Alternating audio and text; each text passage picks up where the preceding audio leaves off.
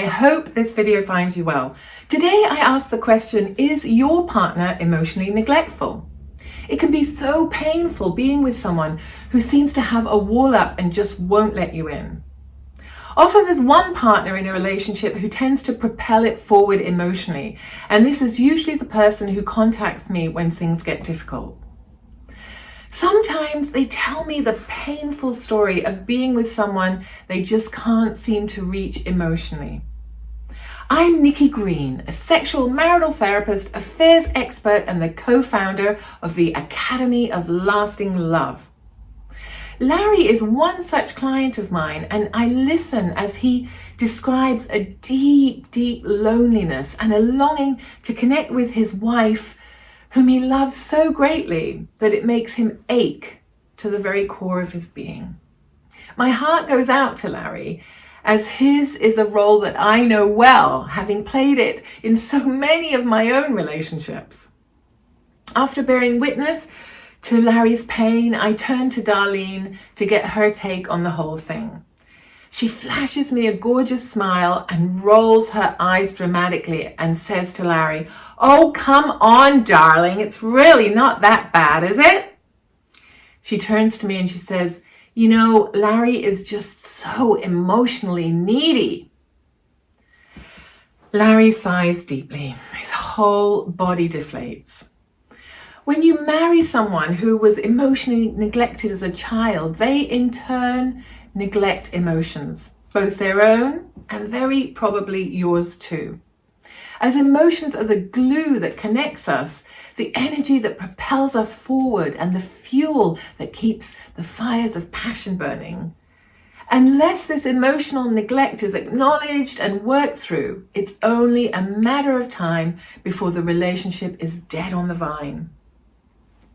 Not everything is bad in these relationships, and not every partner reacts like Darlene. Some talk a lot, some just shut down, and some just get up and leave. But all of these are survival strategies subconsciously designed to sabotage their partner's bids for connection. And boy, do they work. Darlene just can't understand Larry. Because her feelings were never responded to by her caregivers when she was a child, she's learnt to push them away so she doesn't have to feel the pain of the neglect. Sadly, though, you can't choose to only block out the negative emotions.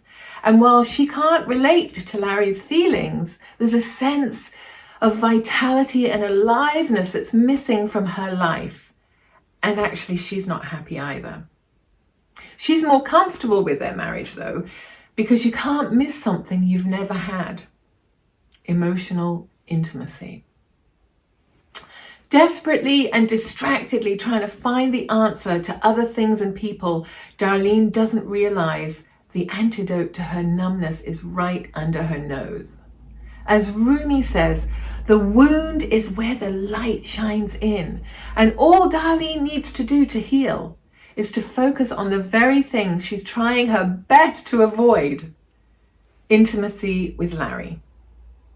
It's a beautiful thing when you're willing to move from a position in the relationship of either self-service or quid pro quo to a place where you put the relationship first, because it truly has the capacity to be so much greater than the sum of its parts. When you recognize and surrender to this and you become a servant to the relationship, wow, that's when the magic happens. I know, because this is exactly how I turned my against all odds marriage number 3 into a relationship more remarkable than I could have imagined in my wildest dreams. Okay, maybe not my wildest, because I do believe that Psych K and Feng Shui really helped bring this relationship into existence, but that's a story for another time. Anyway, the point that I want to make here is that all it really takes is for Larry to become so unhappy that the discomfort of the relationship is greater than the discomfort caused by confronting Darlene.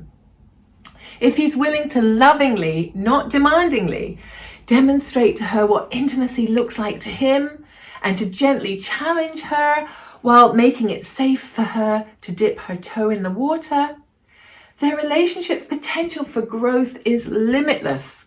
The important thing to remember is that these emotionally neglectful strategies aren't chosen deliberately. They were imprinted in childhood, and if recognized and owned, the good news is they can be changed. In a nutshell, these are the steps towards repair if emotional neglect is present in your relationship. Firstly, ask your partner if they can relate to this article. Show it to them and see if it resonates with them. Secondly, recognize that no one is to blame. Focusing on the solution and not the problem will ensure that the partner in Darlene's position doesn't get derailed by shame. Have more open-hearted conversations with each other about your childhoods and share the challenges that each of you went through. Be prepared to fully understand and then rewrite your story, like I talked about in one of my previous videos, so that you can stand on them and not in them and see the wood for the trees. Make an effort every day to share 2 or 3 feelings, not thoughts, that you've had during the day with each other.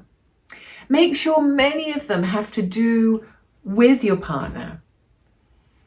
Partners, just bear witness. No advice, no fixing, just pure acceptance. And remember, you don't need to agree. Also, get some help to create the safety and develop the skills needed to create a relationship where true intimacy, as scary and as exciting as it is, can flourish. I don't know yet if Larry and Darlene are going to make it. If she can be brave, authentic, and receptive, and he can be brave, authentic, and patient, I have a good feeling that they will. If you'd like a transcript of this, please sign up for our newsletter, and there's a link below. Next week, we're going to have a deeper look at authenticity and how becoming authentic really is the key to a happier life. Until then, have a great week, and don't forget to keep it real.